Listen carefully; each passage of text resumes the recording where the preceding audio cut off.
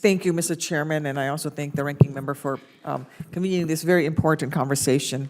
My constituents in Illinois are concerned about how WOTUS or the Clean Water Rule will affect public health and the economy. It's our responsibility and duty as public servants to ensure that these objectives are balanced and that one does not outweigh or thrive at the expense of the other. And I'm really glad that, General Peabody, that you mentioned the role of the Corps, especially in dealing with endangered species as well. It's why I also urge the Trump administration to make strong science and robust public engagement as the foundation of WOTUS as we move forward. WOTUS is about water quality, and we will have a water quality crisis in Illinois if the Great Lakes Restoration Initiative is not prioritized. Today's discussion is fundamentally about water quality. WOTUS does play a factor with the GLRI. In my state and all across the Midwest, the Great Lakes Restoration Initiative is the program that protects and safeguards the quality of the largest system of fresh surface water in the world, and WOTUS feeds into that. Mr. O'Mara, the Trump administration's skinny budget includes a proposal to completely eliminate the Great Lakes Restoration Initiative. In your view, how would eliminating this initiative challenge our ability to protect drinking water across the Great Lakes region? And one of the most successful water quality programs in American history has been the Great Lakes Restoration Initiative. And I think the chairman summed it up perfectly in his comments at the beginning, that we want to foster collaborative activity on the ground.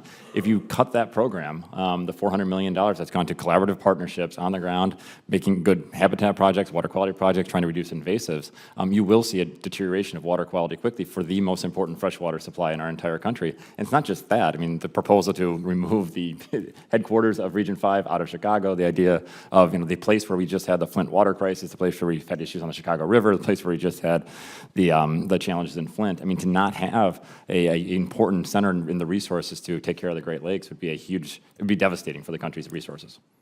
Definitely. Can you speak a little bit to the economic impacts of the Great Lakes Restoration Initiative? I mean, we talk about just the quality of the water, but we are talking about a region in this country that spans all across the Midwest, goes all the way up into New York, and really was the place where so much of our economic growth happened in the last century. And let's talk about the economic impacts of the Great Lakes Restoration Initiative. Sure. I mean, the return on investment of the Great Lakes Restoration Initiative is one of the highest of any government investment you can make. And you're talking 5 to 1, 10 to 1 kind of returns. When you look at the millions of people that are employed because of the fresh water in the Great Lakes, because the number of companies that locate in the region because of access to that, the tourism industry that comes from it, the thing that excites me about the Great Lakes, as much as any place in the country, is that you have a bipartisan consensus for action. And the fact when proposals are made to reduce funding, Republicans and Democrats come together because it's a value, right? It's not a partisan football.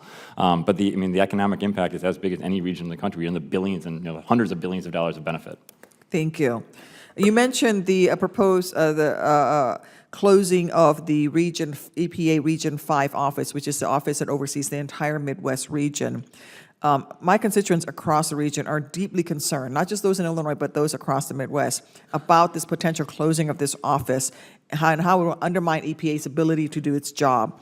I believe that more than our policy, our people are the backbone of the environmental and public health protections. Scientists like Miguel Del Toro, the EPA Region 5 scientist who read the red flag on the Flint water crisis, all of the teams that come out that are the rapid response teams. We're about to get into tornado season in the Midwest, and actually we're in it already. And with tornado season comes the effects of disaster, follow-up with disasters. The EPA actually has people who come out as part of a disaster response team that responds when anything like this happens. And to not have an office in Chicago will literally add days of travel to any team that must come in from outside the Midwest region. Mr. Kaposik, did I say that correctly? Yes. In your view, as a former acting assistant administrator for EPA, how can we reasonably expect EPA to deliver on its mission of protecting public health if regional offices like Region 5 are eliminated or consolidated? EPA's regional offices are a key component of accomplishing the mission of the agency. They are the front line that deal with state and local issues. The examples that you've raised throughout the Midwest are key. The Chicago office in particular played a key role in making sure that the Great Lakes Initiative was carried out in the most effective and responsible way. They were also on the front line in dealing with state issues as they come up. Most states don't immediately contact the EPA headquarters office. They contact their regional office. And so that role is invaluable. Thank you, and I'm running out of time. Mr. Chairman, I would like to submit a letter for the record on behalf of the Healing Our Waters Coalition, which works on the Great Lakes issues. Without objection. Thank you, Mr. Chairman. I yield back. Thank you very much for your questions.